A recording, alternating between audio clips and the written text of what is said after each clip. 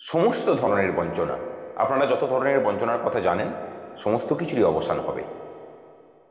কিন্তু খুব ইন্টারেস্টিংলি আমাদের যে আইনজীবীদের প্যানেল আছে সেখানে সিনিয়র আইনজীবী সিদ্ধার্থ ব্যানার্জি মহাশয় তিনি তখন আমাদের বলেন যে এই মামলাতে তোমরা কেন নোশনালের কথা বলছো?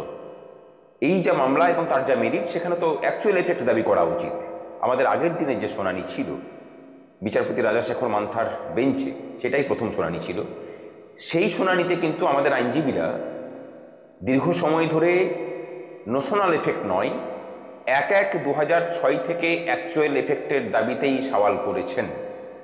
তখন সমস্ত সওয়াল শুনে, সেই দিনের সওয়াল প্রায় 1 ঘন্টা মতো চলে, সেই দিনের সওয়াল শুনে বিচারপতি তখন বলেন যে এই কেসে আমাদের যে যে পয়েন্ট আছে তার সমস্ত কিছু বিশদ তথ্য উল্লেখ করে রাজ্য সরকারের শিক্ষা দপ্তর এবং ফিনান্সকে তাদের হলফনামা দিতে হবে, এবং সেই বিশদ হলফনামা জমা পড়ার পরে কুস্তি ইউনাইটেড প্রাইমারি টিচার্স ওয়েলফেয়ার অ্যাসোসিয়েশনের পক্ষ থেকে আমাদের পাল্টা বক্তব্য আমরা জানাবো।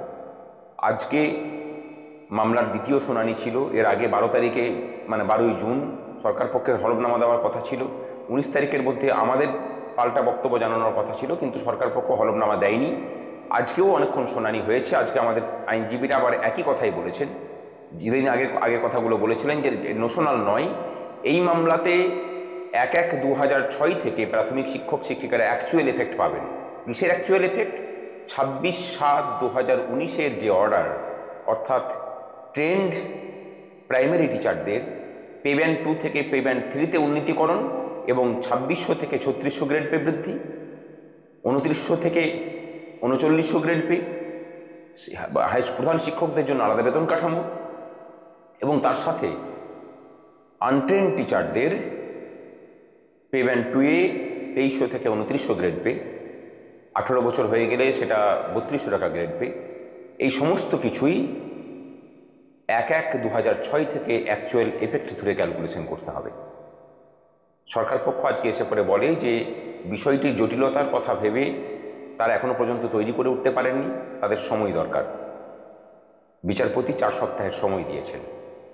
এই অর্ডার 2019 সালের যেদিন প্রকাশ হয়েছিল, সেই আগামী 26শে জুলাই 2024 তারিখে এই মামলার পরবর্তী শুনানির দিন ধার্য হয়েছে, এবং আশা করা যায় আজকে বিচারপতি যে ধরনের কথাবার্তা বলেছেন আর হয়তো সময় সরকার পাবে না, অর্থাৎ 26 তারিখ তারা হলফনামা দেবেন।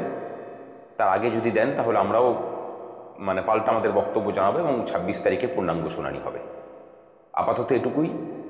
নোশনাল হলে পরে সমস্ত কিছুর সমাধান হবে, এবং এটাই যেহেতু আমাদের প্রাথমিক দাবি দেওয়ার বিষয়, তাই নোশনাল মামলা আমাদের কাছে একদম পাখির চোখ, এবং এটাকে সর্বোচ্চ গুরুত্ব দিয়ে সংগঠন লড়ছে। সেটা আমাদের আইনজীবীদের তৎপরতা, আমাদের ক্রমাগত লেগে থাকা, এবং আমাদের আইনজীবীদের প্যানেল, তার ওজন, সেটা দেখলেই সেটা বুঝতে পারবেন। ভরসা রাখুন।